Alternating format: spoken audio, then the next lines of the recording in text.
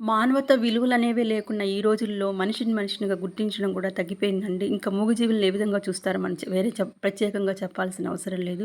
నోరు లేని మూగజీవాలు వీధిలో ఆడుకుంటున్నప్పుడు వాటి మీద మంచినీళ్ళు కొట్టడము, సొంత ప్రయోజనాలన్న కార్ పార్కింగ్, ఇతర ప్రయోజనాల కోసం వీధిని ఆక్యుపై చేయడము, మల విసర్జన, మూత్ర విసర్జనకి డాగ్‌కు స్వేచ్ఛ లేకుండా తిరిగి వాటిని కట్టుతో, రాళ్లతో కొట్టడము, డాగ్స్ వీధిలో స్వేచ్ఛగా నడవడానికి కూడా అవకాశం లేకుండా వెహికల్స్ పోయే వాళ్ళు స్పీడ్‌తో వాటిని గుద్దేసి వాళ్ళ శరీరాన్ని గాయపరచడము. ఇదెక్కడ న్యాయమండి? మరి వాడు ఎక్కడికి పోవాలి? మనకైతే ఏ విధంగా అయితే రాజ్యాంగంలో మన భారతదేశంలో ఎక్కడైనా స్వేచ్ఛగా, సంతోషంగా బతికే హక్కు ఉంటుందో, అదేవిధంగా నోరులోని మూగజీవాలకు కూడా ఎక్కడైనా స్వేచ్ఛగా బతికే హక్కు ఉంది. వాటి హక్కుల్ని మనం హరించే హక్కు మనకేం లేదు. ఈరోజు 3 నెలల పప్పీని పక్కనున్న నైబరు స్కూటర్‌తో తొక్కించేయడం జరిగింది. దానికి 4 వేళ్ళు పాదాల దగ్గర ఉన్న 4 వేళ్ళు అయితే ఇంటర్నల్‌గా బోన్ ఫ్రాక్చర్ అయితే జరిగింది. దగ్గరగా ఉండే లోకల్ హాస్పిటల్‌కి నేను తీసుకోవడం జరిగింది.